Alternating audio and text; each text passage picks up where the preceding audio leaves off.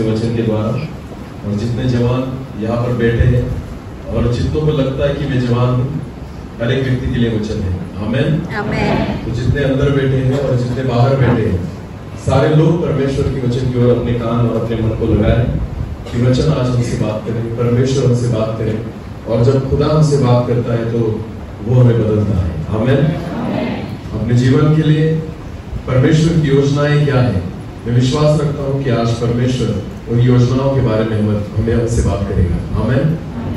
अगर विश्वास के साथ बैठोगे तो अपने जीवन के लिए परमेश्वर का उद्देश्य क्या है वो आज हमें पता चलेगा। अपनी आंखों को बंद करेंगे, एक छोटी सी प्रार्थना के साथ हम वचन की ओर जाएंगे। धन्यवाद पिता, फिर एक बार इस समय के लिए मैं आपको धन्यवाद देता हूँ क्योंकि ये समय आपकी ओर से है प्रभु। मैं प्रार्थना करता हूँ सारे जवान जो यहाँ पर बैठे हैं प्रभु जी, आज फिर एक बार आपके वचन के द्वारा आप उनसे बात कीजिए प्रभु। मैं प्रार्थना करता हूँ जैसे आपने पतरस को बुलाया, जैसे आपने यूहन्ना और याकूब को बुलाया, अंद्रियास को बुलाया प्रभु जी, मैं प्रार्थना करता हूँ उसी आवाज को आज मैं यहाँ पर मांगता हूँ कि उसी आवाज के द्वारा आज आप इन जवानों को बुलाइए पिता। वो आपकी आवाज को सुनने पाए प्रभु, आपकी आवाज सुनकर आपके पीछे हो जाए, ऐसा होने दीजिए प्रभु जी। क्योंकि पिता पतरस ने जब खुदा आपकी आवाज को सुना वो आपके पीछे चलने लग गया, जैसे यूहन्ना ने आपकी आवाज को सुना वो आपके पीछे दौड़ने लग गया। प्रभु जी आज हर एक जवान आपकी उस आवाज को सुनने पाए, ऐसा होने दीजिए प्रभु कि वो आपके पीछे चले, आपकी इच्छा को समझे और प्रभु के जीवन के द्वारा जिन बातों को आप करना चाहते हो आने वाले दिनों में उन चीजों का वो अनुभव करे, ऐसा होने दीजिए प्रभु। आपका दास होने के नाते मैं खुद को आपके हाथों में देता हूँ प्रभु जी। मैं घटूं और आप भी बढ़े, आपके नाम की महिमा हो, ऐसा होने दीजिए। सारा आदर महिमा जलाल आप ही को देते हुए प्रार्थना जिंदा खुदा प्रभु यीशु मसीह आपके सामर्थ्य और जीवित नाम से मांगता हूं, आमीन। चलो हम एक वचन को निकालेंगे, भजन संहिता उसका 127 अध्याय। भजन संहिता उसका अध्याय 127 हमने बहुत बार पढ़ा होगा, पर फिर एक बार कुछ वचनों को हम इनमें से पढ़ेंगे। भजन संहिता उसका अध्याय 127 और वचन 4 और 5 पढ़ने वाले हैं। वचन 4 और 5 वचन में ऐसा लिखा है, सुनो, जैसे वीर के हाथ में तीर वैसे ही जवानी के लड़के होते हैं। हालेलुया। हाँ, परमेश्वर ने क्या कहा है वचन में, जैसे वीर के हाथ में तीर। तो हमें वीर कहा गया है या तीर कहा गया है जवानी के लड़कों को वचन में? बोलो वीर या तीर? वीर। वीर या तीर? तीर। बोलो क्या? तीर। हम वीर के हाथ के क्या है? तीर। परमेश्वर के वचन में लिखा है जैसे वीर के हाथ में तीर वैसे जवानी के लड़के होते हैं। आमीन। आपको पता है हथियार जो होता है ना उसके कई प्रकार के इस्तेमाल होते हैं। पहला कि हथियार से आप खुद की सुरक्षा कर सकते हो।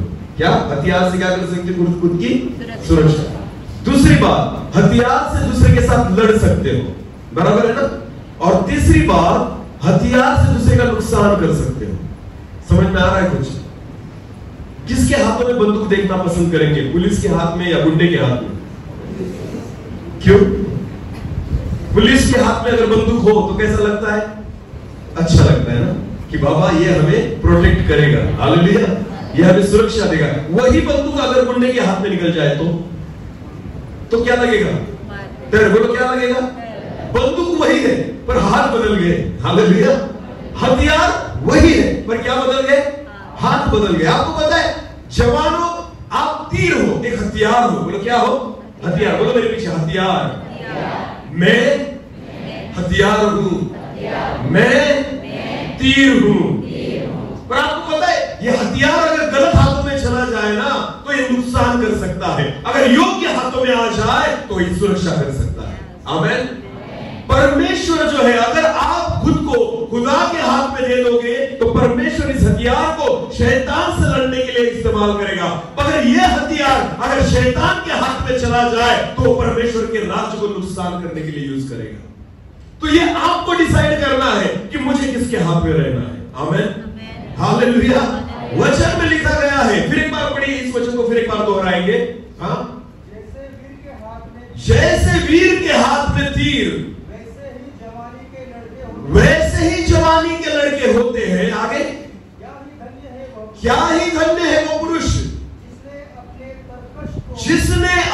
तरकश को उनसे भर लिया है। हालेलुया। आपको पता है तीर जो होता है ना, वो हर बार बाहर नहीं रहता, जब उसका इस्तेमाल करना है तभी वो बाहर निकलता है। आमीन। बाइबल में ऐसा लिखा है, तो वीर के हाथ में तीर भी होगा ना, तब जब उसका काम होगा तब वो उसको बाहर निकालेगा, पर जब तक उसका काम नहीं है तो वीर अपने तीरों को कहां रखेगा? तरकश में। बोलो कहां रखेगा? मुझे नहीं पता कि गुजराती बाइबल में ये ट्रांसलेट कैसा है। अगर किसी के पास गुजराती बाइबल हो तो एक बार इसी वचन को पढ़ेंगे। किसी के पास हो गुजराती बाइबल तो पढ़ेंगे। फिर एक बार, हाँ बाण कहते हैं ना इसे गुजराती में, ठीक है। हाँ बाण, हाँ ठीक है। आगे, हाँ भातो ना। हाँ तरकश को इसमें क्या कहा गया है? भाता, बराबर है ना।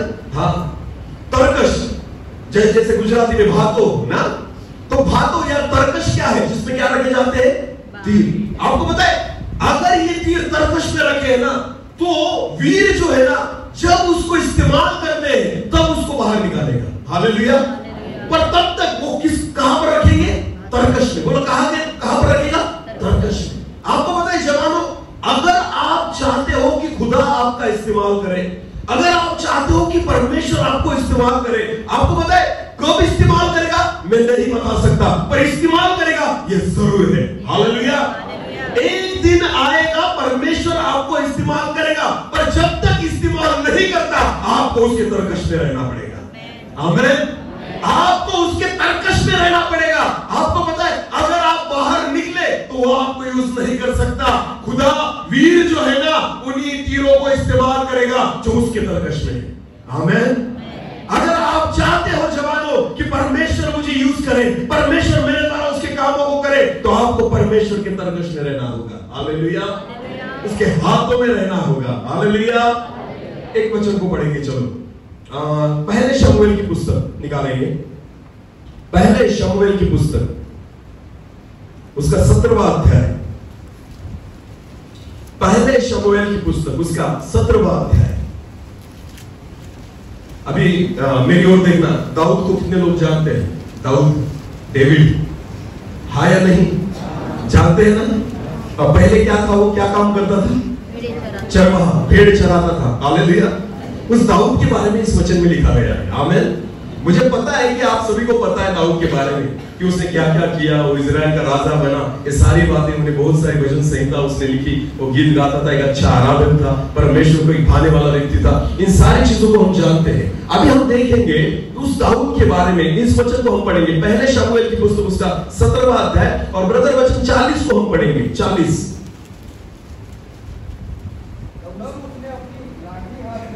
अभी ये जो घटना है वो उस समय की है जब इजराइल लोग जो है वो लड़ने के लिए वहां पर खड़े हैं, और वहां पर फलिश्ती लोगों में से एक व्यक्ति जिसका नाम गोलियात है, वो उनसे लड़ने के लिए वहां पर खड़ा है। सारे इजरायली लोग और शाऊल जो है वो उससे डरते थे। पर आपको पता है जब दाऊद ने गोलियात के बारे में सुना तो दाऊद नहीं डरा। हालेलुया। क्योंकि दाऊद को पता था मुझे लड़ना नहीं है, मेरे साथ कौन खड़ा है? परमेश्वर। आपको पता है जब गोलियात उसके सामने खड़ा था तो दाऊद ने क्या कहा? मैं नहीं लड़ूंगा, मेरा परमेश्वर आज तुझे मेरे हाथों में देगा। आमीन। हालेलुया। दाऊद को ये चीज अच्छी तरह से पता थी कि मैं एक वीर के हाथ का तीर हूं। आमीन। मैं उसके तरकश में रहता हूं, मैं उसकी हुजूरी में रहता हूं, मैं उसके भय में चलता हूं, उसके वचनों को मानता हूं, उससे प्रार्थना करता हूं, उसकी आराधना करने वाला मैं व्यक्ति हूं, और मैं परमेश्वर की उपस्थिति में बैठने वाला व्यक्ति हूं। इसलिए आपको पता है दाऊद नहीं डरा गोलियात से। हालेलुया। मेरी ओर देखो जवानों, एक परमेश्वर के दास ने बहुत अच्छा कहा है कि जो व्यक्ति परमेश्वर के सामने घुटनों पर आता है ना, वो जगत में किसी भी व्यक्ति के सामने खड़ा रह सकता है। आमीन। 5 मिनट के लिए नहीं, 10 मिनट के लिए नहीं, जब आप घंटों घुटनों पर बिताओगे, खुदा आपको ऐसी सामर्थ से भरेगा कि जगत में आपके सामने कोई भी खड़ा हो जाए आप उससे डरेंगे। ये दाऊद ऐसा व्यक्ति था जो परमेश्वर के सामने अपने घुटनों पर वक्त बिताता था। आमीन। और इसलिए जब गोलियात को उसने देखा ना, अरे शाऊल डर गया, उसके भाई डर गए, सारे इजरायली लोग डर गए गोलियात से, और अकेला दाऊद था। वो कहता है इससे क्या डरना, आज मेरा परमेश्वर जो है इसे मेरे हाथों में देगा। आमीन। शैतान से लड़ने के लिए केवल विश्वास की जरूरत नहीं होती, शैतान से लड़ने के लिए आपको परमेश्वर की उपस्थिति में बैठना पड़ता है। जितना आप खुदा के साथ बैठोगे, आपको पता है जिसके साथ आप रहते हो, जिसके साथ आप वक्त गुजारते हो ना, आपका स्वभाव उसके समान होने लग जाता है या नहीं जवानों, है या नहीं? हाँ, आप जिसको फॉलो करते हो ना, आपके स्वभाव में उनके गुण आने लग जाते हैं। आजकल जवानों को फॉलो करना बहुत अच्छा लगता है ना, फेसबुक पर फॉलो करेंगे, इंस्टाग्राम में क्या करेंगे, फॉलो करेंगे। हाँ, अच्छी बातों को भी फॉलो करेंगे और बकवास बातों को भी फॉलो करेंगे। आपको पता है फॉलो करना इसका मतलब क्या होता है कि मुझे पसंद आता है, इसके लिए मैं उसे क्या करता हूँ, फॉलो करता हूँ। जब आप किसी को फॉलो करते हो ना, तो उसके स्वभाव आपके भीतर दिखने लग जाते हैं, उसके गुण आपके अंदर दिखने लग जाते हैं। हालेलुया। जगत को कभी भी फॉलो मत करना, वरना आप जगत के समान बन जाओगे। फॉलो करना ही है तो यीशु मसीह को फॉलो करो, फॉलो करना ही है उसके वचन को फॉलो करो, फॉलो करना ही है परमेश्वर को फॉलो करो। अगर प्रभु के पीछे आप जाओगे, उसके समान बन जाओगे। आमीन, हालेलुया। जिसके साथ आप आपका वक्त गुजारते हो, उसके स्वभाव आप में दिखने लग जाते हैं। अगर मनुष्य के साथ रहोगे, मनुष्य के समान सोचने लगोगे, और खुदा के साथ रहोगे, खुदा के समान सोचोगे। हालेलुया। हम जिसके साथ बैठते हैं ना, उसके समान हमारे विचार और हमारे स्वभाव हो जाते हैं। आपको पता है दाऊद हमेशा अकेला अपने बाप के भेड़ों को लेकर जंगल में निकल जाता था, क्योंकि उसके साथ बोलने वाला कोई नहीं था, उसका कोई दोस्त नहीं था, उसका कोई सगा उसके साथ नहीं था। सारी भेड़ें थी, पर आपको पता है दाऊद भेड़ों के साथ नहीं, दाऊद खुदा के साथ वक्त गुजारता था। आमीन। वो परमेश्वर की हुजूरी में रहता था, उसकी आराधना, उसकी उपासना करता था, इसलिए उसको पता था मेरा परमेश्वर कैसा है। उसने शाऊल को क्या कहा, ए शाऊल, इस गोलियत से क्या डरना, जब ये तेरा दास अपने बाप की भेड़ों को चला रहा था, एक बार शेर आया, उसने एक भेड़ के बच्चे को उठाया और वो भाग रहा था, मैं उसके पीछे भागा और शेर को पकड़ा और बच्चे को जिंदा बाहर निकाला, और उसके बाद उस शेर को मैंने फाड़ दिया।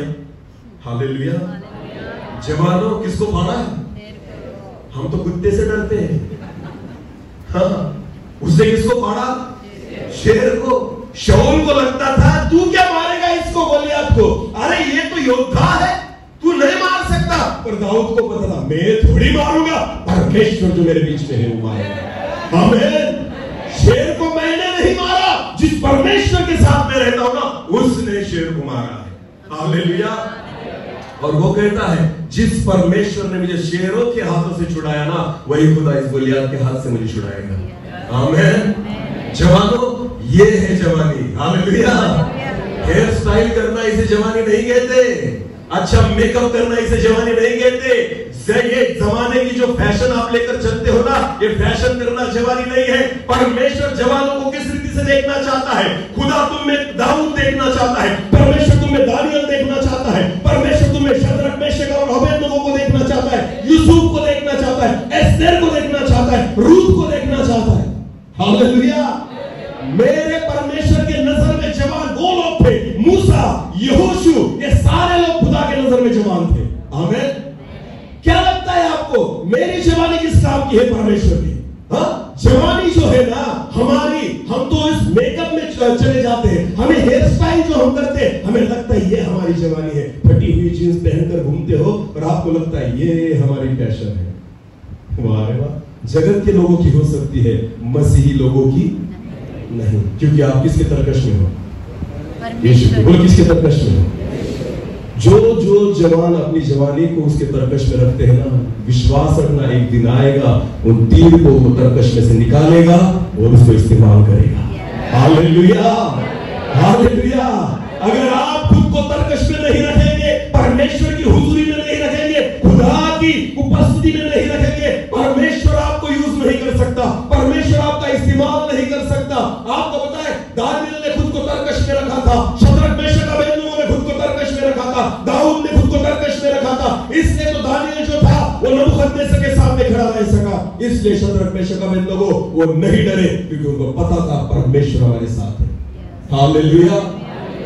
यूसुफ को पता था उसके सगे भाइयों ने उसको भेज दिया, उसके बाद एक गुलाम कर उसने जिंदगी बिताई, उसके बाद वो जेल में चला गया, पर उसको पता था कुछ नहीं होगा, क्योंकि मैं किसके तरकश में हूं? परमेश्वर की। बोलो किसके तरकश में हूं? और एक दिन आया यूसुफ के जीवन में कि वो जेल में सो रहा था, एक दिन आया वो रात थी कि वो जेल में सो रहा था, पर बाइबल कहता है अगले दिन की सुबह वो मिस्र देश का अधिपति बन चुका था। हालेलुया। एक दिन आएगा जवानों जब परमेश्वर आपको तरकश से निकालेगा, एक दिन आएगा परमेश्वर उसकी थैली से आपको निकालेगा, एक दिन आएगा परमेश्वर उन चीजों से आपको निकालेगा और परमेश्वर अद्भुत रीति से आपको इस्तेमाल करेगा। आमीन। आज तक मुझे कोई पहचानता नहीं, कोई फर्क नहीं पड़ता, एक दिन में सारी बातें बदल देगा परमेश्वर। आमीन। साल नहीं लगते उसको, महीने नहीं लगते उसको तैयार करने के लिए। आपको पता है अगर आप परमेश्वर के हाथों में आ गए तो तैयार करके वो तरकश में रखेगा। आमीन। हाँ, वो तैयार करके हमें तरकश में रखता है। उसकी इच्छा है मेरे साथ बने रहो। आमीन। भले आपको दान मिल चुके बने रहो, भले आप बोल सकते हो बने रहो उसके साथ, आप अच्छी आराधना करते हो बने रहो उसके साथ, भले आप यूथ लीडर हो बने रहो उसके साथ। हालेलुया। क्योंकि इतनी ही सेवा प्रभु ने आपको नहीं दी। परमेश्वर कभी आपकी सेवा को सीमित नहीं रखता। खुदा कहता है, प्रभु यीशु मसीह कहता है, जो मुझ पर ईमान लाएगा, जो मुझ पर विश्वास रखता है, वो मुझसे भी अद्भुत काम वो करेगा। आमीन। No limitations. आपको पता है मसीही जीवन में लिमिटेशंस नहीं है। आपको ऐसा बाइबल में कहीं पर नहीं लिखा मिलेगा कि मूसा ने लाल समुद्र के 2 भाग किए थे, तुम नहीं कर पाओगे। आपको पता है खुदा आज भी तुम्हारे लिए उन बातों को करने के लिए समर्थ है। आमीन। आमीन। वो आज भी कर सकता है, वो हमारा परमेश्वर है। हालेलुया। केवल वो चाहता है कि हम उसके तरकश में रहे। आमीन। और जब दाऊद गोलियात के सामने खड़ा था, वचन को पढ़ेंगे 40 वचन को। हाँ हाँ, उसी वचन को हम पढ़ेंगे फिर एक बार। 40। दाऊद ने अपनी लाठी को हाथ में लिया, हाँ रखे। हालेलुया। अभी ध्यान देना, दाऊद किसे मारने जा रहा था? गोलियत को। बोलो गोलियत को। तो उसने पत्थर किसको मारने के लिए चुने? बोलो बोलो बोलो। कितने पत्थर चुने? 5। तो पहला पत्थर चुना किसको मारने के लिए? दूसरा पत्थर चुना किसको मारने के लिए? और तीसरा, चौथा, 5वां पत्थर चुना किसको मारने के लिए? तो इन 5 में से पत्थर जो है 5 के 5 चुने गए किसको मारने के लिए? पर चुने हुए पत्थर कहां रखे गए? थैली में। बोलो कहां रखे गए? तीर जो है ना वो शैतान को मारने के लिए ही है। हालेलुया। पर परमेश्वर आपको तब इस्तेमाल नहीं करेगा, परमेश्वर योग्य समय पर आपको निकालेगा। आमीन। क्योंकि 5 के 5 पत्थर रखे कहां गए थे? थैली में। बोलो कहां रखे गए थे? बहुत जवानों को लगता है आज प्रभु ने चुना कल से सेवा शुरू हो जाएगी। बिल्कुल नहीं, वक्त देना पड़ेगा। आमीन। उसकी थैली में रहना पड़ेगा, उसके तरकश में आपको खुद को रखना पड़ेगा। आपको पता है मेरे 25 साल 26 साल ऐसे निकल गए जगत की बातों में। हाँ, और उसके बाद प्रभु ने मुझे चुना, मेरे पापों की क्षमा की, मेरा उद्धार हुआ। आपको पता है उद्धार पहले प्राप्त करो, उसके बाद सेवा शुरू करना। आमीन। बहुत सारे लोगों ने सेवा शुरू कर दी, उद्धार ही पता नहीं उनको। हाँ, पहले तो मेरे पापों की क्षमा हो, मेरा नया जन्म हो, और उसके बाद प्रभु मुझे तरकश में रखेगा। हालेलुया। क्योंकि आप उसके तरकश में तब तक नहीं जा सकते जब तक मेरा उद्धार न हो। आमीन। जब तक मेरे पापों की क्षमा न हो, जब तक प्रभु मुझे छुटकारा न दे, मेरे पापों से नजात न दे, तब तक मैं उसके तरकश में नहीं रह सकता। आपको पता है पहले तो उसकी थैली में आ जाओ। आमीन। हे जवानों, अगर चाहते हो कि प्रभु मुझे इस्तेमाल करे, पहले उसकी थैली में आओ। जैसे दाऊद ने चुना, कहा है कैसे पत्थरों को चुना गया है, कोई भी पत्थर नहीं उठाएंगे। हालेलुया। जगत में बहुत सारे जवान हैं, प्रभु ने तुमको क्या किया है? चुना। बोलो क्या किया है? हाँ, अलग अलग परिवारों से तुम्हें क्या किया है? चुना। अलग अलग कलीसियाओं से तुम्हें क्या किया है? चुना। तो जितने जवान यहाँ पर बैठे हैं सारे चुने हुए पत्थर है। बोलो क्या है? सारे चुने हुए। और सबको चुना इसलिए गया है, एक दिन आएगा कि गोलियत मरेगा। हालेलुया। एक दिन आएगा कि इस पत्थर को मैं उठाऊंगा और गोलियत को मारूंगा और गोलियत मरेगा। आपको पता है सारे पत्थर चुने इसीलिए गए हैं। आमीन। पर फिलहाल कहां रखे गए हैं? थैली में। बोलो कहां रखे गए हैं? हाँ, कि वो मेरे साथ रहे। आमीन। आपको पता है परमेश्वर आपको तभी इस्तेमाल कर सकता है जब आप उसके साथ रहे। हालेलुया। हम चाहते हैं खुदा हमें इस्तेमाल कर, रहते नहीं उसके साथ। ज्यादा से ज्यादा वक्त किसके साथ रहते हैं हम? ज्यादा से ज्यादा समय हम किसके साथ वक्त गुजारते हैं? हाँ बोलिए बोलिए, जोर से बोलिए। अरे वाह, ये प्रकाशन तो तुम्हें बहुत अच्छा मिलता है। हालेलुया। मोबाइल के साथ जिंदगी बिता रहे हो जवानों, क्या लगता है आपको आपकी जिंदगी अगर मोबाइल के साथ बीत रही है तो खुदा कैसे आपको इस्तेमाल करे? आप तो उसके तरकश में हो। आपको पता है मोबाइल एक ऐसी चीज है जो शैतान ने इनोवेट की है और उसको पता है अगर इसके तरकश में इसको रख देना तो आपको परमेश्वर यूज नहीं करेगा, वो करेगा। हाँ, मोबाइल अच्छा भी है और बुरा भी है। बंदूक दूसरे की खुद की रक्षा करने के लिए भी है पर दूसरे का नुकसान करने के लिए भी है। आपको पता है आप मोबाइल को किस रीति से यूज करते हैं, उसको क्या क्या क्या समझकर आप देखते हैं, कितना वक्त आप उसको दे रहे हैं। जिसको आप अपना वक्त देते हो वो आपका परमेश्वर है। समझ में आ रहा है कुछ? जिसको आप आपका वक्त देते हो वो आपका क्या है? परमेश्वर है। अगर आपका ज्यादा से ज्यादा वक्त आपके मोबाइल में जाता हो तो आपका खुदा, आपका परमेश्वर वही मोबाइल है। और अगर आप उसके हाथों में हो तो आपका यूज परमेश्वर नहीं कर सकता। हालेलुया। आपको परमेश्वर के साथ रहना होगा। बोलो किसके साथ रहना होगा? कभी उपवास किया करो। क्या किया करो? और मैं कहता हूं खाने का उपवास मत करना, उससे कुछ ज्यादा फर्क पड़ने वाला। करना है तो मोबाइल का उपवास करो। हाँ, आजकल तो वही समस्या है। हालेलुया। खाना हमें बर्बाद नहीं करता पर मोबाइल हमें बर्बाद करता है। अगर जवानों सच में उपवास और प्रार्थना करना चाहते हो ना इन दिनों में, तो मैं कहना चाहूंगा रोटी खाओ पर मोबाइल से नजात पाओ।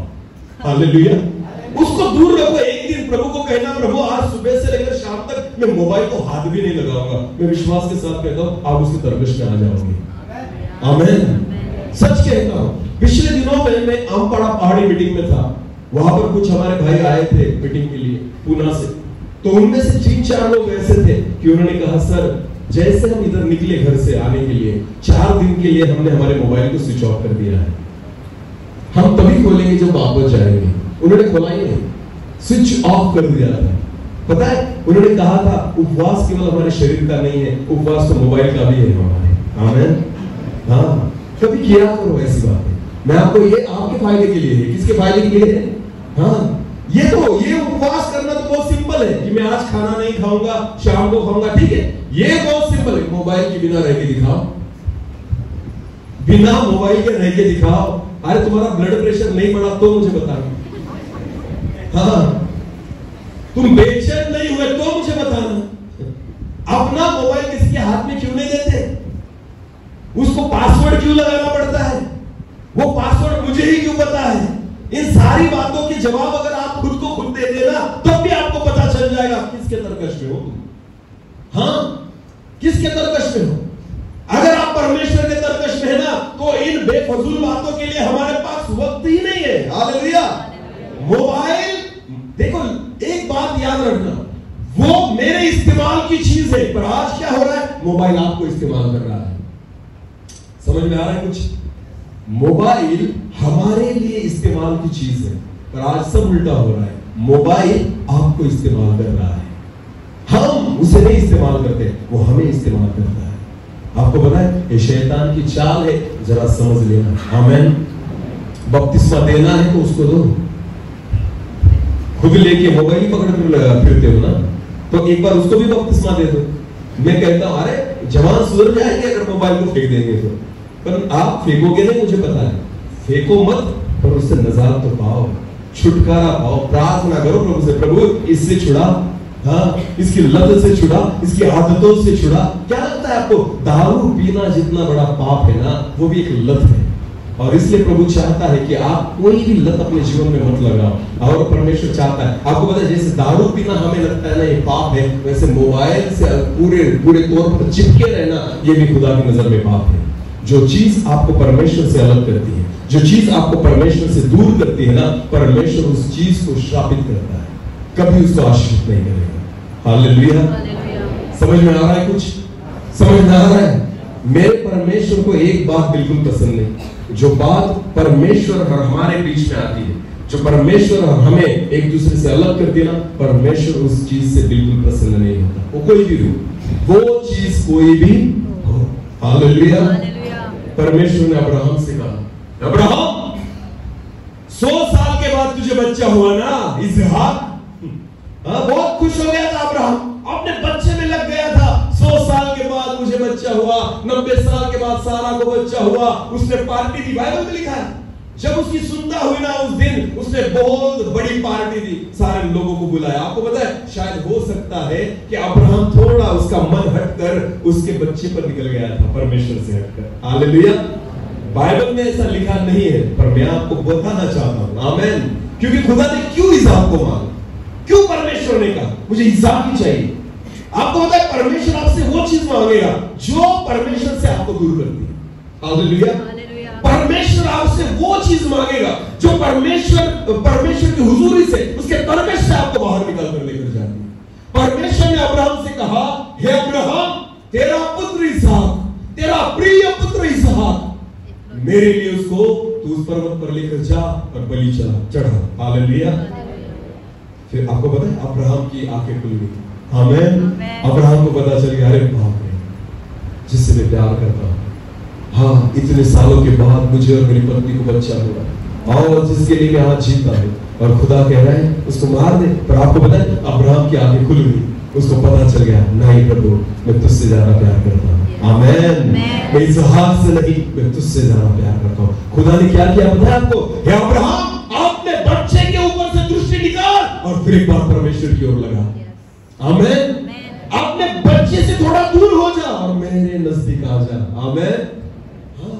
परमेश्वर चाहता है आपको उसके नजदीक लेना। परमेश्वर चाहता है कि आप खुदा के साथ रहो, खुदा के साथ चलो। आमीन। इसलिए परमेश्वर ने अब्राहम से कहा, अब्राहम अपने पुत्र को जाकर मेरे लिए बलि चढ़ा। अब्राहम निकल गया और आपको पता है, प्रभु खुश हो गया। आमीन। हाँ, ये प्यार मुझसे ज्यादा करता है बस। और आपको पता है, प्रभु ने अब्राहम को इसहाक को मारने नहीं दिया, तो परमेश्वर ने उसे भी बचा लिया। आमीन। मोबाइल फेंक दो, ये मैं नहीं कहूंगा, मोबाइल यूज मत करो, ये भी मैं नहीं कहूंगा, पर मैं आपको कहना चाहता हूं, इसहाक को जैसे अब्राहम चढ़ाने के लिए तैयार हो चुका था ना, वैसे ही आपके जीवन में ऐसी कोई भी लत हो, कोई भी बात हो जो आपको परमेश्वर से अलग कर देना, छोड़ने के लिए तैयारी रखना। आमीन। अगर परमेश्वर कहे आज नहीं तो नहीं। हालेलुया।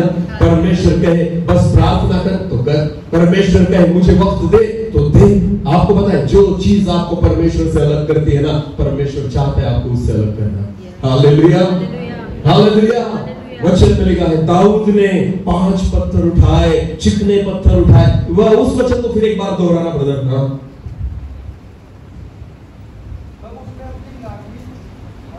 हाथ में ली चिकने पत्थर उठाए, कैसे भी नहीं, चुन लिया गया। आमीन। हाँ जवानों, जब आप परमेश्वर के हाथ में आते हो ना, प्रभु चुन लेता है आपको। क्या करता है? चुन लेता है। 5 चिकने पत्थर उठाए। हाँ, आगे छाट कर अपनी चरवाहे की थैली में, अर्थात झोले में रखे। हालेलुया। हालेलुया। मारना तो गोलियत को है, इसलिए उठाए कितने गए पत्थर? 5। पर मारने का वक्त अभी नहीं है, इसलिए रखे कहां गए? थैली में। आमीन। एक योग्य समय आएगा जब गोलियत मरेगा, एक योग्य समय आएगा जब पत्थर इस्तेमाल होगा, एक योग्य समय आएगा तीर को तरकश से निकाला जाएगा, एक योग्य समय आएगा खुदा आपके सामने शैतान को हराएगा। हालेलुया। पर तब तक उसकी थैली में बने रहो। आमीन। तब तक उसके तरकश में, उसके हाथों में बने रहो, क्योंकि वही है जो हमें इस्तेमाल करेगा। और अगले वचन को पढ़ेंगे, पहले शमूएल की पुस्तक 17वां अध्याय और 49 को पढ़ेंगे। जब वो गोलियत के सामने जाकर खड़ा हुआ तो वचन में लिखा है, तब दाऊद ने अपने थैली में हाथ डालकर उसमें से एक पत्थर निकाला। हालेलुया। एक पत्थर निकाला। आपको पता है, कोई भी हो सकता है, कोई भी हो सकता है। आमीन। कभी भी, मुझे एक बार बहुत साल हो गए, मैं पूना में था सेवकाई के लिए, वचन का प्रचार हुआ। उसके बाद कुछ लोग बैठे थे वहां पर और एक जवान लड़का था। मीटिंग खत्म होने के बाद वो मेरे पास आया और उसने मुझे कहा, सर मेरे लिए प्रार्थना कीजिए। मैंने कहा ठीक है, क्या चीज के लिए प्रार्थना करूं? तो उसने मुझे कहा, मुझे आपके समान बनना है। क्या कहा उसने? मुझे आपके समान बनना है। मैंने कहा मैं गलत प्रार्थना कभी नहीं करता, क्योंकि परमेश्वर तुझे मेरे समान कभी नहीं बनाएगा। खुदा ने तुझे अलग कामों के लिए चुना है। आमीन। हर पत्थर के काम अलग है, हालेलुया। हर तीर के काम अलग है। कभी भी किसी का इमिटेशन मत करो, कभी भी मुझे इसके समान बनना है ऐसा मत सोचो, क्योंकि आपको पता है आपके लिए योजना आपके जन्म से पहले की गई है। हालेलुया। परमेश्वर कभी किसी को किसी के समान नहीं बनाता। आपको पता है एलिया के साथ एलीशा था, पर एलीशा ने ऐसा नहीं कहा कि तू तेरा अभिषेक मुझे चाहिए, बिल्कुल नहीं। एलीशा ने कहा तुझ में जो अभिषेक है उसका दुगना अभिषेक मुझे चाहिए। हालेलुया। मैं इतने से तृप्त नहीं हूं। एलीशा ने कहा एलिया तुझ में जो अभिषेक है ना उसका दुगना अभिषेक मुझे चाहिए। आमीन। कभी भी किसी के समान बनने की कोशिश मत करना, क्योंकि परमेश्वर की योजना आपके लिए अलग है। आमीन। हर जवानों को परमेश्वर अलग रीति से यूज करेगा। हालेलुया। इसलिए प्रभु यीशु मसीह ने कहा जो मुझ पर ईमान लाए तो मुझसे भी अद्भुत कामों को करेगा। आमीन। हाँ, तब टोपी वाले ने देखा ये तो गलत हो रहा है, तो उसने क्या किया, उसके पास एक खुद की टोपी थी, तो उस टोपी वाले ने क्या किया, उस टोपी बंदरों को देखा और टोपी को पहन लिया। तो बंदरों ने देखा अच्छा तू पहनता है, उन्होंने भी पहनी। फिर उसने निकाली, उन्होंने भी निकाली, इमिटेशन कर रहे हैं। हालेलुया। फिर उस टोपी वाले ने किया जो निकाली हुई टोपी थी जमीन पर ऐसे फेंक दी। बंदरों ने देखा ऐसा तू फेंकेगा हम भी फेंकेंगे, उन्होंने ऊपर से सारी टोपियां नीचे डाल दी। हालेलुया। ये बंदरों का काम है। ये किसका काम है? सेवा खुदा ऐसी कभी नहीं देता, क्योंकि मेरा परमेश्वर चेले बनाता है। आमीन। इसलिए एलीशा ने भी एलिया के पास वो नहीं मांगा जो उसके पास था, उससे वो मांगा जो उसके पास भी नहीं था। हालेलुया। और इसलिए एलिया क्या कहता है आपको, एलीशा को, अरे तू जो बात मांगता है ना मुझे नहीं पता मैं तुझे दे सकता हूं। क्यों?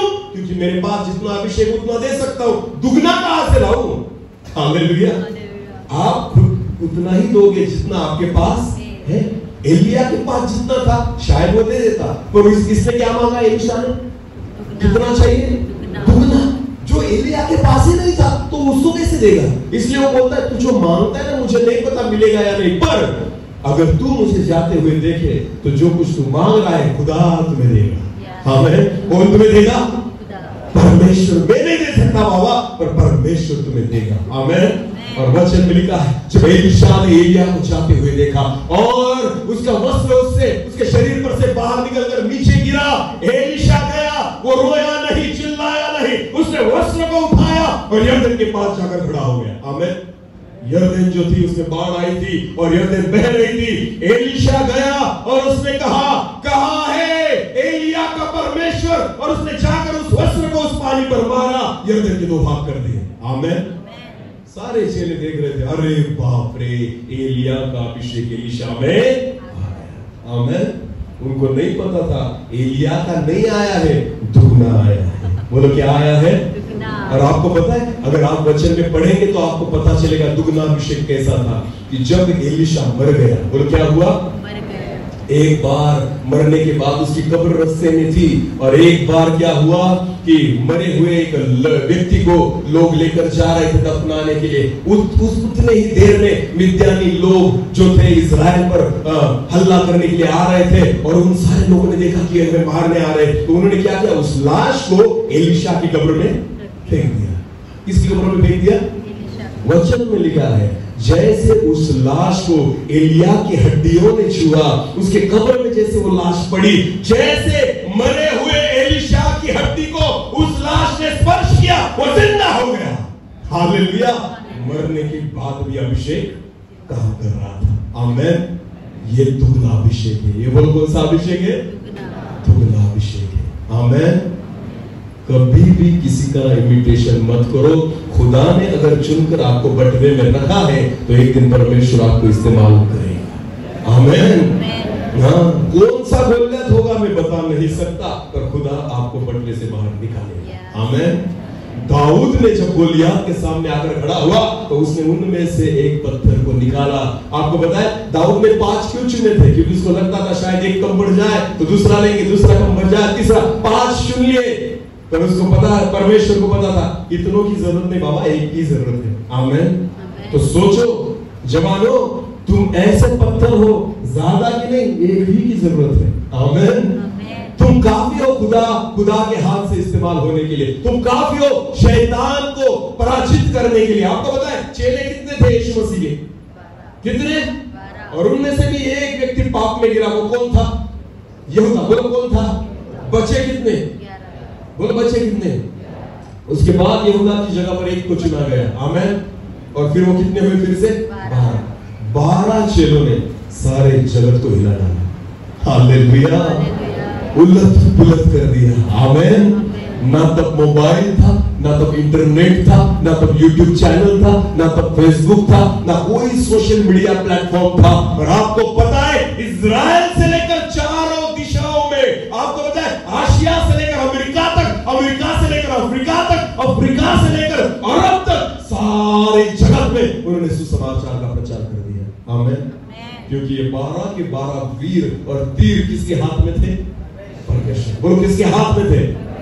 तो जरूरी नहीं है कि आपको सोशल प्लेटफॉर्म चाहिए, बिल्कुल नहीं। परमेश्वर आपको उसकी आत्मा से जब भरेगा ना, तो आपको पता है आपको कोई नहीं रोक सकता। हालेलुया। हमें कोई नहीं रोक सकता। समझ में आ रहा है कुछ? तो किसके थैली में रहना होगा? हाँ, किसके तरकश में रहना होगा? जब आप खुद को परमेश्वर के तरकश में रखोगे, परमेश्वर उसकी महिमा के लिए आपको इस्तेमाल करेगा। आमीन। अद्भुत चीजों को अपने जीवन में होते हुए आप पाओगे। हालेलुया। जो आज तक हमने अनुभव नहीं किया, परमेश्वर आने वाले समय में हमारे जीवन के द्वारा उन बातों को करेगा। एक वचन को पढ़ना, यिर्मयाह की पुस्तक उसका पहला अध्याय, यिर्मयाह की पुस्तक उसका पहला अध्याय और वचन 4 और 5 को पढ़ेंगे।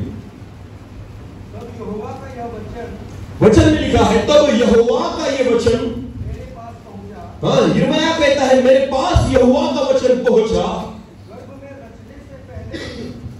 सुनो मेरी बात, यिर्मयाह जो है वो जवान है। वो क्या था तब? जवान। और जब परमेश्वर ने उससे बात की ना, तो परमेश्वर यिर्मयाह उस जवान से क्या कहता है? तो गर्भ में, फिर एक बार उसी वचन को, गर्भ में रहने से पहले तब से मैंने तुझ पर क्या लगाया है? चित्र। आमीन। आमीन। यिर्मयाह के बारे में योजना कब बनी? वो जवान होने के बाद, उसका जन्म होने के बाद नहीं, जन्म लेने से पहले। बोलो जन्म लेने से। आपको क्या लगता है जवानों, परमेश्वर ने हमें कब से चुना है? जब आपने बपतिस्मा लिया, जब आपने क्रिश्चियन परिवार में जन्म लिया? बिल्कुल नहीं। वचन कहता है जन्म लेने से पहले, गर्भ में रचा गया था तब से पहले। आमीन। मैंने तुझे चुन लिया है। आमीन। हालेलुया। इन सारे पत्थरों को प्रभु ने तब से चुना है। हालेलुया। इन सारे तीरों को परमेश्वर ने तब से चुना है। प्रॉब्लम ये है कि हम उसकी थैली में नहीं रहते। प्रॉब्लम ये है कि हम उसके तरकश में नहीं रहते, और इसलिए वो हमें इस्तेमाल नहीं करता। 26 साल तक मैं उसके तरकश में नहीं था। 26 साल तक मेरे जीवन में था, गलत बातों में था, दारू पीता था, तंबाकू खाता था, सिगरेट पीता था, सारी गलत दोस्तों के साथ मेरी संगति थी। मैं खुदा के तरकश में नहीं था। मुझे लगता है अगर मैं उसके तरकश में होता ना, तो जब मुझे समझ में आ रहा था तभी वो मुझे इस्तेमाल करता। आमीन। मेरे जीवन के 26 साल मैंने ऐसे ही गवा दिए, और इसलिए प्रभु आज मुझे रात दिन दौड़ा रहा है। क्या कर रहा है? क्योंकि जो पिछली भरपाई तो भरनी पड़ेगी ना, क्योंकि मैंने ही गवाए हैं वो दिन। हालेलुया। तो जितने दिन मैंने गवाए हैं ना, तो ओवर टाइम करके मुझे पूरे करने पड़ रहे हैं। हालेलुया। तो रात को भी मीटिंग है, दिन में भी मीटिंग है, सोने भी नहीं देता, खाने भी नहीं देता। हालेलुया। खुदा कहता है दौड़ मेरे लिए। क्यों? क्योंकि 26 साल तो गवा दिए तूने। हाँ, मेरे तरकश में नहीं था, वरना मैं तब से इस्तेमाल करता। आमीन। अरे शमूएल जो था वो बचपन से किसके तरकश में था? तो इसलिए परमेश्वर ने उसको इस्तेमाल कब किया? बचपन से। वो कब किया? उसने पहला संदेश किसको दिया? एली को। बोलो किसको दिया? अरे उसकी शुरुआत विश्वासियों के द्वारा नहीं हुई, उसकी शुरुआत ये मुख्य याजक को डायरेक्ट संदेश दे रहा है। हालेलुया। किसको संदेश दे रहा है? वाह रे वाह। कौन दे रहा है? शमूएल। कितने साल का बच्चा?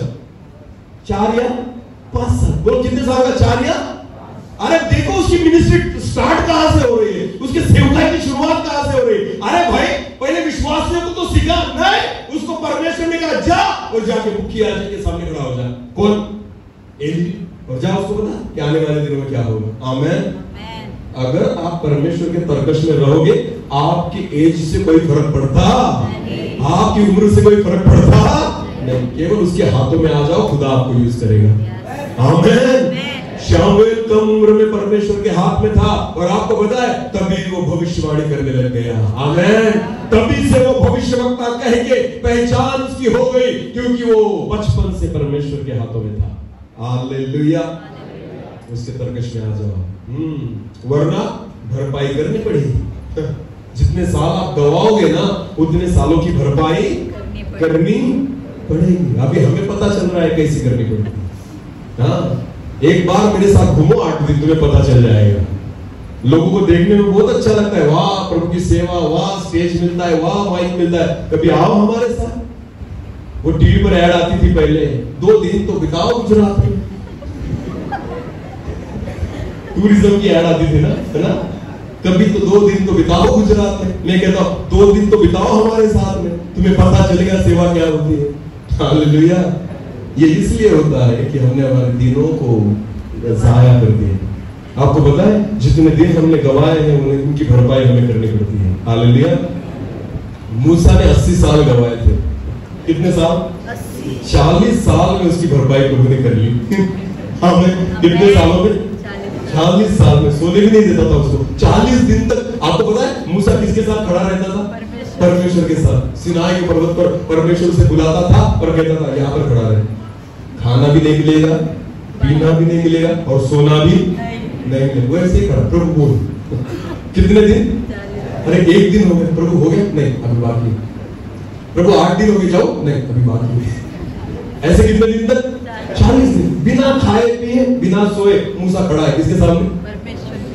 क्योंकि 80 साल तूने क्या किए? गवाए। हालेलुया। अगर 80 साल से मेरे तर्कश में रहता तो मैं तुझे तभी से यूज करता। आमेन। अभी वक्त कम बच गया है ना, तो अभी ज्यादा भागना पड़ेगा। हालेलुया। और तुम और मैं अंत के समय में है। बोलो कौन से समय में है? प्रभु यीशु मसीह आज भी आ सकता है, कल भी आ सकता है, या 10 साल के बाद भी आ सकता है। आमेन। वो दिन हमें पता, तो हमें इतना तोड़ना बाकी है, इतना काम करना बाकी है। आपको पता है जितने दिन आप वेस्ट करोगे ना, उनकी भरपाई प्रभु आपसे करवा लेगा। हालेलुया। जितने जल्दी उसके तर्कश में आओगे, प्रभु आपको इस्तेमाल करेगा। आमेन। जितने जल्दी उसके हाथों में आओगे, परमेश्वर आपको इस्तेमाल करेगा। और मैं चाहता हूँ हमारे जैसे तुम ठोकर मत खाना। आज हम जिस रीति से तकलीफें सह रहे, तुम तकलीफों में मत रहना। अगर योग्य समय तुम परमेश्वर के हाथों में आ जाओ, तो शमूएल के समान खुदा तुम्हें आज ही खड़ा करेगा। हालेलुया। हालेलुया। हाँ, इसलिए वचन मिलेगा, गर्भ में था तब से मैंने तुझे चुना है। पढ़िए ब्रदर,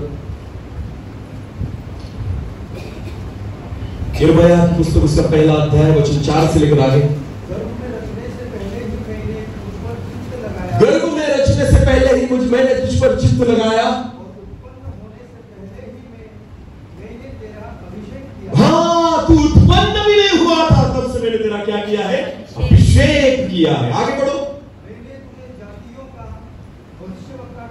आपका पद तब से निश्चित है। आमीन। क्या ठहराया मैंने तुझे? भविष्यवक्ता, जातियों का। तो यिर्मयाह के बारे में योजना ऑलरेडी की गई थी, तो किसी को देखकर आप आपकी सेवा नहीं चूज कर सकते, क्योंकि आपके लिए प्रभु ने पहले से चुन कर रखा है। आमीन। हाँ, मुझे इसका समान बनना है बिल्कुल मत सोचना, क्योंकि आपका रजिस्ट्रेशन अलग नाम से हुआ है। हालेलुया। आपकी सेवकाई वहां पर दी गई है जब आप पैदा भी नहीं हुए थे, आपका जन्म भी नहीं हुआ था, अभिषेक तब से कर दिया। हालेलुया। समझ में आ रहा है कुछ? हाँ, दूसरों का सुनो, वचन सुनो, प्रभु के दासों को देखो, उनसे सीखो, पर उनके समान बनने की कोशिश मत करना, क्योंकि प्रभु ने आपके लिए एक अलग अभिषेक रखा है। हालेलुया। आपकी बुलाहट औरों से अलग है। आमीन। मुझे अलग रीति से बुलाया गया है, इनको अलग रीति से बुलाया गया है, और जितने लोग यहाँ पर बैठे हर एक व्यक्ति को अलग रीति से बुलाया गया है। आमीन। और हर एक व्यक्ति की सेवकाई अलग है। आमीन। स्तिफनुस जो था वो खाना बनाने का काम करता था। क्या करता था? हाँ, पर आपको पता है वो केवल खाना नहीं बनाता था, वचन में लिखा है उसके द्वारा अद्भुत चिन्ह चमत्कार होते थे। हालेलुया। एक खाना बनाने वाला व्यक्ति उस वक्त जो था वो भी क्या करता था? अद्भुत चिन्ह और चमत्कार करता था। आमीन। सोचो तो सेवक कैसे होंगे उस टाइम में। हालेलुया। खाना बनाने वाले जो थे वो लंगड़ों को चंगा कर देते थे, तो सोचो उस टाइम में जो सेवक होंगे वो कैसे होंगे।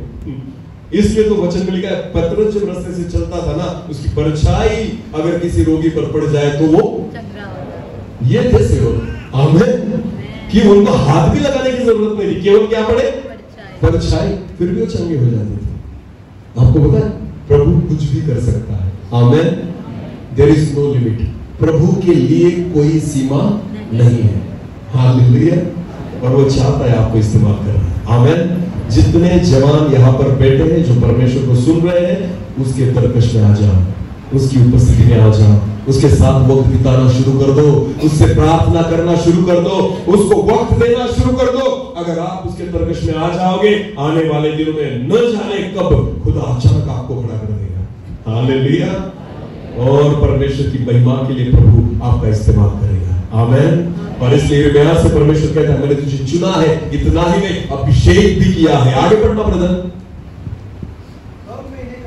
तब यिर्मयाह ने कहा हाय प्रभु यहोवा, देख मैं तो बोलना भी नहीं जानता। हालेलुया।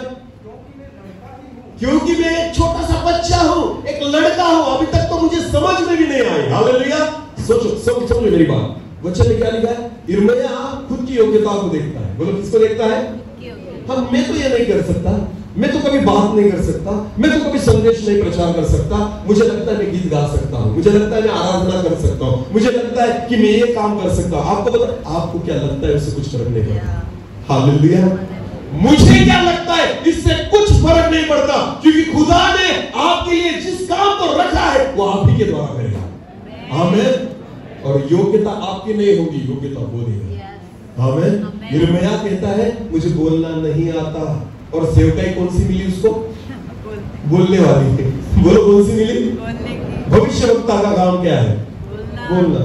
और वो कहता है मुझे बोलना नहीं आता। हालेलुया। दाऊद को लड़ना, और काम कौन सा मिला? अरे लड़ना नहीं आता, वो तलवार नहीं उठा सकता था दाऊद। उसने शाऊल ने अपने कपड़ों को उसको दिया, जा ये पहन ले और जा फिर उसको लड़ने के लिए। नहीं, वो कहता है मुझे चल नहीं पाऊंगा ये अगर मैं पहन लूंगा तो। लड़ना। और प्रभु कहता है जा गोलियत के साथ लड़। आमीन। जो आपको नहीं आता वही करने कहेगा प्रभु। हालेलुया। तो कभी भी हमें क्या लगता है मैं अच्छा गाता हूं इसलिए मैं आराधक बनूंगा? बिल्कुल नहीं, बिल्कुल नहीं। आराधना से आपकी आवाज का कोई संबंध नहीं, वरना सोनू निगम भी आराधक होता। हाँ सच, क्योंकि वो अच्छा गाता है। आवाज से कोई संबंध है ही नहीं। यह आपकी सोच है। जो आप में नहीं वही खुदा आपको देगा। आमीन। जो हमारी योग्यता नहीं, आपको पता है परमेश्वर हमें कैसे इस्तेमाल करता है? वो हमारी योग्यताओं को नहीं यूज करता, वो उसकी योग्यता को हमें देता है। हालेलुया।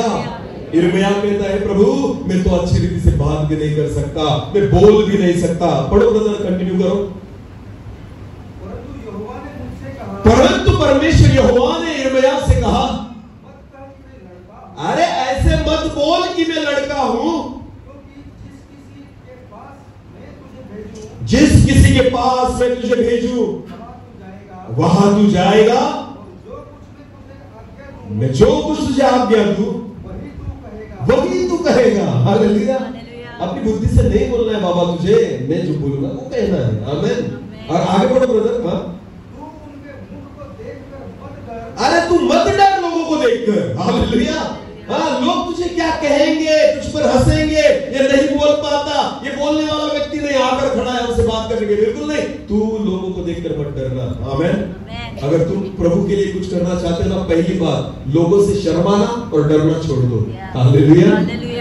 समझ में आ रहा है कुछ? हाँ, लोगों से डरना और शर्माना छोड़ दो। वचन में लिखा है, प्रभु कहता है उनके सामने जाकर मत डरना। हाँ, जो डर गया वो हाँ, शैतान चाहता ही हमें डराना। समझ में आ रहा है कुछ? शैतान चाहता ही है हम डरे। वो करता कुछ नहीं, खाली क्या करता है? डराता है। जो कुत्ते ज्यादा भौंकते हैं वो काटते नहीं। आपने इंग्लिश डॉग देखा है? इंग्लिश डॉग जो लोगों के घर में होता है, इंग्लिश ब्रीड वाले कुत्ते देखे आपने? उनकी आवाज बहुत डेंजर होती है, खतरनाक। हाँ, ऐसा लगता है खा जाएगा। क्या लगता है? पर आपको पता है सबसे डरपोक वही होते हैं। हाँ, वो कुछ काम के नहीं होते, वो केवल दिखने में होते हैं। हालेलुया। क्योंकि जो गरजते हैं वो बरसते नहीं। समझ में आ रहा है कुछ? शैतान से मत डरो, वो केवल गरजता है, वो बरस नहीं सकता, वो कुछ भी नहीं कर सकता। प्रभु कहता है मत डरना। हालेलुया। आगे आगे पढ़ना ब्रदर।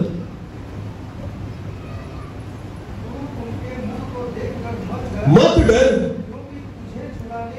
क्योंकि तुझे छुड़ाने के लिए मैं तेरे क्या हूं?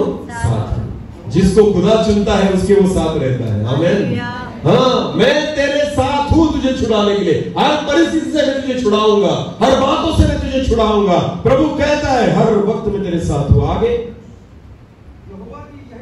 यहोवा की ये वाणी है, तब यहोवा ने अपने हाथ को बढ़ाकर यिर्मयाह के मुंह को छुआ और यहोवा ने मुझसे कहा, देख मैंने अपने वचन को तेरे मुंह में डाल दिया है। आमीन। तो ये भविष्यवक्ता हो, इसके लिए शब्द किसने डाले उसके मुंह में? परमेश्वर ने। तू नहीं बोल सकता ना, ठीक है ना, ये तेरा प्रॉब्लम है, पर मैं तुझे भर सकता हूं। ये मेरी सामर्थ्य है, ये मेरी योग्यता है। आमीन।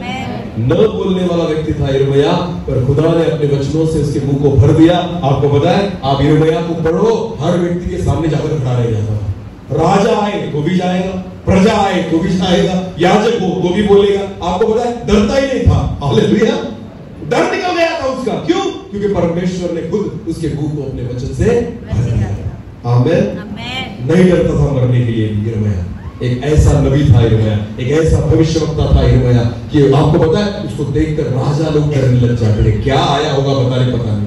हाँ, कुछ तो बताएगा ये। आपको पता है, यिर्मयाह किसी से नहीं डरा। खुदा ने उसको वही बात दी जो नहीं कर पाता था। आमीन। हालेलुया। अपनी योग्यताओं को मत देखो। परमेश्वर ने जब आपको चुना, कब चुना? जब आपका जन्म भी नहीं, जब आपका नाम भी नहीं रखा गया, तब से खुदा ने आपको चुना है और अभिषेक किया है कि उसके लिए इस्तेमाल करें। आमीन। आमीन। वक्त खत्म होने में है, हो गया है, पर फिर भी एक लास्ट वचन को पढ़ेंगे, उसके बाद हम समाप्त करेंगे। स्वोपदेशक निकालना, स्वोपदेशक और स्वोपदेशक उसका 11वां अध्याय और वचन 9 को हम पढ़ेंगे। हे जवान, स्वोपदेशक उसका 11वां अध्याय और वचन 9 को पढ़ेंगे। हाँ, हे जवान, हे जवान। हाँ, किसको बोला गया? वचन किसके लिए है? जवानों के लिए। बोलो किसके लिए है? तो जवान कौन कौन है? हाथ ऊंचा कीजिए। अरे बाकी लोगों को डाउट है क्या? चलो हाथ ऊपर करो। मैं भी हूं। हालेलुया। तो वचन किनके लिए है? जवानों के लिए। हे जवान, अपनी जवानी में आनंद कर। बोलो क्या कहा है?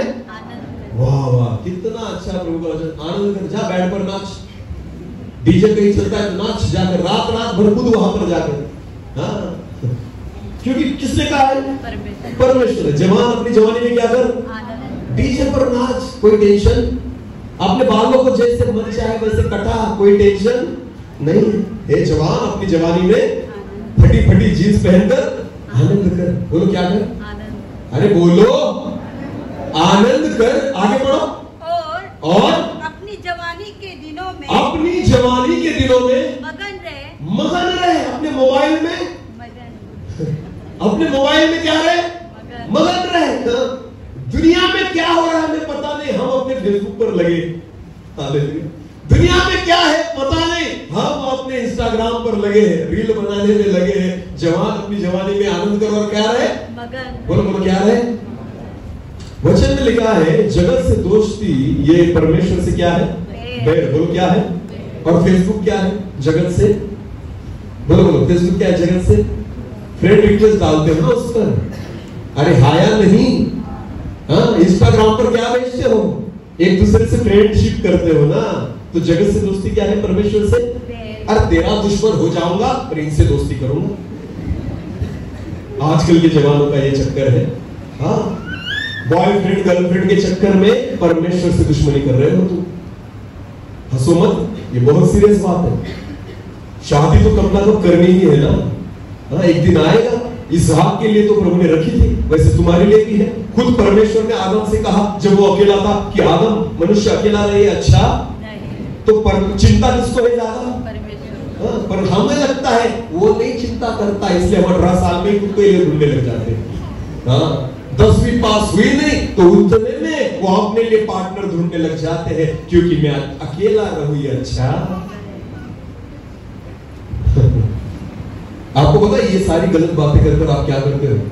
परमेश्वर की योजना जो आपके जीवन के बारे में है ना, उसे कैंसिल कर देते हैं। क्या कर देते हो? हाँ, खुदा देगा, अच्छा देगा। आप खुद के कपड़े नहीं ले सकते, फटे हुए लेकर आते हो। लड़की क्या अपने लिए चूज करोगे? वो तो बहुत बड़ी बात है। मैं सच बात बोलता हूं, बेचारे माँ बाप मेहनत की कमाई करके 2000 रुपए देते और बोलते क्रिसमस के लिए बेटा नवापुर में जा और अपने लिए अच्छे कपड़े खरीद कर लेकर। बेटा जाता है 2000 लेकर और ऐसी जींस लेकर आता है, इधर से भी फटी है, इधर से भी फटी है, इधर से भी फटी है, और एक भिखारी के समान आदर कर रहे हैं। मैंने नए कपड़े लिए। मैंने क्या लिए? नए। अरे खुद की चड्डी नहीं ले सकते तो तुम खुद के लिए पत्नी कैसे ढूंढ पाओगे? हाँ, चले खुद के लिए पत्नी ढूंढने के लिए। जवानों, ये तुम्हारे बस की बात नहीं है। हालेलुया। समझ में नहीं आता आपको, अभी तुम्हारे पास आता हूं। मेकअप करो मत करो ऐसे में बोलता, पर इतना भी मत करो कि परमेश्वर भी तुम्हें न पहचाने, क्योंकि जल्द ही प्रभु यीशु मसीह आने वाला और वो उनको ही लेकर जाएगा जिनको पहचानेगा। तो आजकल की बहनें मेकअप भी इतना करती है। मैं हर बार कहता हूं, शादी के दिन दूल्हा अपनी पत्नी को आखिरी बार देखता है, उसके बाद वो अपने ससुर से कहता है तूने मुझे फंसा दिया। क्यों? क्योंकि अगली सुबह जो मेरे साथ थी वो मेरी पत्नी नहीं थी। अरे नहीं बाबा, वो वही थी। पिछले दिन जो था ना मेकअप किया हुआ था, बोलो क्या किया हुआ था? तो वो पूरी जिंदगी भर उसी पत्नी को ढूंढता है जो एल्बम में है। मेरे शादी के एल्बम में ये जो थी कहा गई नहीं, ये सारा धोखा था। ये लेप था जो 4-4 उस पर लेप लगाए गए थे ना, उसकी वजह से खुद का चेहरा दिख ही नहीं रहा था। सच है या झूठ? 5 घंटे ऐसे लगे रहेंगे मेकअप करने के लिए, हिलेंगे भी। कितने घंटे? 4-5 घंटे दूल्हा को नया होने में लगते। अगर ब्यूटिशियन आज है तो 4-5 घंटे लगती। इतना वक्त तो हम प्रभु को दे नहीं सकते ना। प्रार्थना करने के लिए आधा घंटा भी नहीं, 5 मिनट में प्रार्थना हो चुकी है हमारी, और मेकअप करने के लिए 5 घंटे। क्या लगता है आपको, इस मेकअप से परमेश्वर पहचानेगा या उसके साथ बैठने वालों को परमेश्वर पहचानेगा? इसको मेकअप करो मत करो ऐसा मैं बोलता, पर लाइट करो। बोलो कैसे करो? हाँ, तुम्हारी सुंदरता तुम्हारे मेकअप के कारण नहीं, तुम्हारी धार्मिकता के कारण दिखनी चाहिए। हालेलुया। हाँ, दूर से देखो तो केवल होठ नजर आते हैं, इतनी लिपस्टिक। हाँ, चेहरा दिखता नहीं, पहले क्या दिखते हैं? होठ। खुदा को कहते, चिढ़ाते परमेश्वर को, तुझे नहीं आया कलर करके देख किसे कहते हैं, तूने क्या करके भेजा है? हाँ, इसलिए हमको खुद लगाना पड़ रहा है। किसको बेवकूफ बना रहे हो मुझे बताइए? परमेश्वर को, जिसने खुद अपने हाथों से तुम्हें रचा है, जिसने खुद हमें बनाया है। लाल लाल मुर्गे की तरह ऐसे बालों को कलर लगाकर घूमते हो और परमेश्वर से कहते, प्रभु देख तू क्या बना है, देख मैंने कैसे बनाया है। तुझे नहीं आता प्रभु, इसे कहते बालों को कलर करना। अरे तुम्हें मुर्गा ही बनाना था तो ऊपर से ही लाल कर भेजता था। हाँ, ऊपर से तुमको लाल कर भेजता, क्यों काले बाल दिए तुमको परमेश्वर ने? ऐसा ही होता है, कब तीर छूट जाए पता। मुझे बुलाते वक्त थोड़ा सोच समझ के बुला, तीर छूटेगा ये पता नहीं है। ऐसी बातें हमें सुनने में अच्छी नहीं लगती, पर पाप में मरने से अच्छा है ऐसी बातों को सुनो। हालेलुया। क्योंकि परमेश्वर की योजनाओं को तुम तब तक नहीं जान सकते और खुदा तुम्हें तब तक नहीं पहचानेगा जब तक आप उसके स्वरूप में नहीं आते। आमीन, हालेलुया। हाँ, मैं तुम्हें ठेस पहुंचाने के लिए इन बातों को नहीं कह रहा, पर परमेश्वर चाहता है कि हम बदले। आमीन। हमारी सुंदरता हमारे चेहरे से नहीं, हमारे जीवन से दिखनी चाहिए। किससे दिखनी चाहिए? जीवन से दिखनी चाहिए। हालेलुया। एस्तेर की पुस्तक को पढ़ो बहनों। एस्तेर की पुस्तक में लिखा है, एस्तेर के पास पैसे नहीं थे, मर्दखै के पास पैसे नहीं थे, ना उनके पास मेकअप करने के लिए कुछ था, पर आपको पता है वो खुदा पर विश्वास रखने वाले व्यक्ति थे। परमेश्वर ने एस्तेर को इतना सुंदर किया कि राजा ने उसको अपनी रानी के तौर पर चुन लिया। आमीन। सुंदरता हमारे चेहरे के ऊपर नहीं, सुंदरता तब है जब हमारी धार्मिकता हो। हालेलुया। हम परमेश्वर की हुजूरी में हो, आप सबसे सुंदर दिखने लग जाएंगे। आमीन। हम सबसे सुंदर दिखने लग जाएंगे। हालेलुया। हाँ, फिर उसी वचन को पढ़ेंगे। हे जवान, अपनी जवानी में आनंद कर, अपने अपने मोबाइल में मगन रहे। आगे बढ़ो। अपनी मनमानी कर। अपनी क्या कर? मनमानी। अपनी मनमानी किसे कहते हैं? मुझे जैसी हेयर स्टाइल करनी करूंगा, तू कौन आया मुझे बताने वाला? मुझे जैसे कपड़े पहनने में पहनूंगा, तू कौन आया मुझे बताने वाला? इसे कहते हैं मनमानी करना। बोलो बोलो, इसे क्या कहते हैं? मनमानी करना। मैं नहीं कहता, ये कौन कह रहा है? वचन। मैं तो केवल परमेश्वर के संदेश को पहुंचा रहा हूं। आमीन। लेना है तो लो, नहीं तो रहने दो। हालेलुया। हाँ, क्योंकि हर व्यक्ति दाऊद तो नहीं बन पाएगा। समझ में आ रहा है कुछ? प्रभु कहता है जवान, अपनी जवानी में आनंद कर, मगन रहे और अपनी मनमानी कर। आगे बढ़ो। और अपनी आंखों की दृष्टि के अनुसार चल। और अपनी आंखों की दृष्टि के अनुसार चल। कैसे चल? अपनी आंखों की दृष्टि के अनुसार। ये आंखें जो है ना, बहुत इन दिनों में गलत काम करवा रही है। जवानों, वचन में लिखा है, अगर तेरी आंख तुझे पाप में गिराए तो क्या कर? अरे बोलो, क्या कर? दोनों आंखों के बारे में बताया, एक आंख के बारे में बताया? ऐसा नहीं, दोनों निकालनी चाहिए ना। पर एक ही के बारे में क्यों लिखा है? जवानों, लड़की को कैसे देखते हो, ऐसे या ऐसे? अरे बोलो। मैं सीधी रीति से बात करने वाला वक्ता हूं। हालेलुया। पाप को छुपा कर रखने से कोई मतलब नहीं है, पाप को दिखाओ। हालेलुया। सबसे ज्यादा फायदा कलीसिया का तब होता है जब वो परमेश्वर के दास पापों को दिखाने वाले बन जाते हैं। समझ में आ रहा है? छुपा छुपा के पाप ने तो घर घर पर रखा है, उसको भगाने की जरूरत है। हालेलुया। वचन में लिखा है, परमेश्वर मसीह ने कहा, अगर तेरी एक आंख तुझको पाप में गिराए, उसको क्या कर? निकाल कर। एक आंख के बारे में इसलिए लिखा है क्योंकि बहुत बार गलत चीज अगर देखनी हो ना, तो हम ऐसे नहीं देखते। कैसे देखते हैं? एक आंख से। हाँ, आ रहे तो खुदा कहता है उसी को निकाल के फेंक, वरना ये तुझे नरक में लेकर जाएगी। समझ में आ रहा है कुछ? क्योंकि पता है ऐसा देखेगा तो मार खाएगा, ऐसा देखेगा ऐसे एक हाथ से। यूथ मीटिंग में जाते हो, किसके लिए जाते हो? यीशु को देखने के लिए जाते हैं। कुछ लोग जाते हैं प्रभु से मिलने के लिए जाते हैं। बाकी लोग, पिछले दिनों में मैं सिलवास में था यूथ मीटिंग में। कहां पर? सिलवास। 1500 से ज्यादा यूथ थे वहां पर मीटिंग, बहुत बड़ी भीड़ यूथ की, बहुत अच्छी मीटिंग हुई। वहां पर एक गवाही हमने सुनी, गवाही नहीं थी, गलत बात थी एक्चुअली। एक जवान लड़की उस मीटिंग में आई थी पहले ही दिन, मीटिंग शुरू होने से पहले, और थोड़े देर में उसने कहा, उन जो लीडर्स थे वहां पर, ऑर्गेनाइजर्स ने उनको कहा कि मेरे घर से मुझे फोन आया है कि अचानक मेरे मामा की तबीयत खराब हो चुकी, वो मर गए, एक्सपायर हो गए, तो मुझे जाना पड़ेगा। तो उनको लगा शायद सीरियस मैटर है, और उसने कहा कि उसने मेरे गांव की एक लड़की को भेजा है मुझे लेने के लिए जल्दी। तो उन्होंने कहा ठीक है। उसने बैग वगैरह पैक की, वो लड़का तुरंत आ गया मोटरसाइकिल लेकर, और वो मोटरसाइकिल पर बैठी और निकल गई। उसके बाद इन लोगों को थोड़ा डाउट आया, तो उन्होंने उसके घर पर फोन किया और पूछा कुछ घटना हुई है? तो उन्होंने कहा बिल्कुल नहीं, ऐसा कुछ भी नहीं हुआ। तो इन लोगों ने अपनी मोटरसाइकिल निकाली और उनका पीछा किया, उनको पकड़ा, फिर उसको लेकर आए, उसके घर छोड़कर आए। समझ में आ रहा है कुछ? आई थी यूथ मीटिंग के लिए, बोलो किसके लिए? और जा रही थी एक लड़की के साथ कि इन 3 दिनों में उसके साथ रहूंगी। 3 दिन की यूथ मीटिंग थी, वो 3 दिन अपने पापों में रहने वाली थी। आपको पता है बहुत सारे जवान इन दिनों में इस कारण भी चर्च में आते हैं, इस कारण भी मीटिंग्स में आते हैं। अगर आप इस रीति से मीटिंग में आते हो, खुदा से डरो, परमेश्वर से डरो, क्योंकि तुम उस परमेश्वर के पीछे जा रहे हो जो जीवित परमेश्वर है, जो पाप को देख भी नहीं सकता और बर्दाश्त भी नहीं कर सकता। हालेलुया। गलत देखना भी नहीं, गलत सोचना भी नहीं, आते हो तो खुदा का भय मानना। आमीन। एक ना एक दिन प्रभु ने आपके लिए जो आदम रखा है, प्रभु आपके लिए देगा। आपके लिए जिस हवा को रखा है, प्रभु आपको देगा। हालेलुया। पर उसके लिए खुद को संयम में रखो। परमेश्वर की योजना आपके जीवन के बारे में अद्भुत है। आमीन।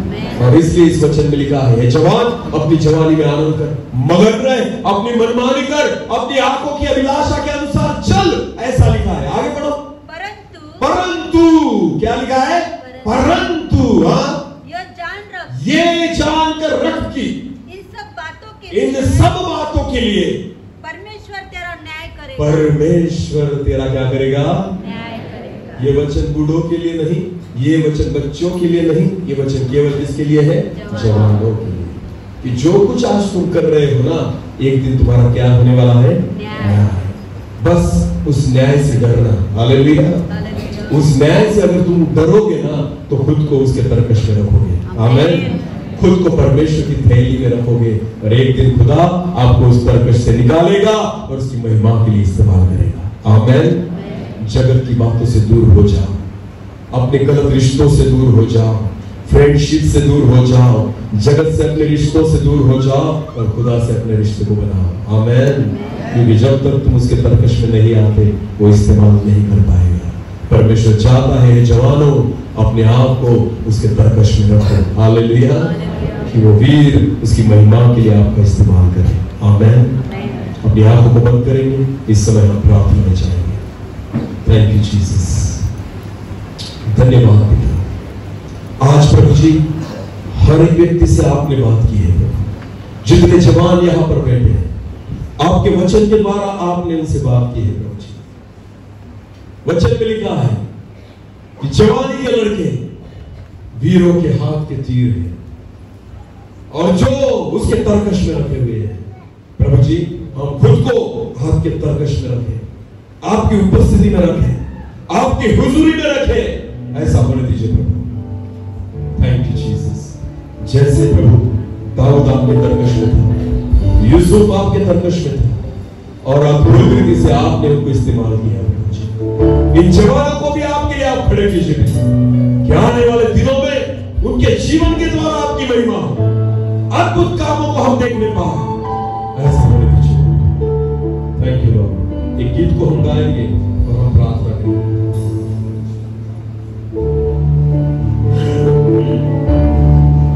Thank you Jesus. अपने आप को हम बंद रखेंगे।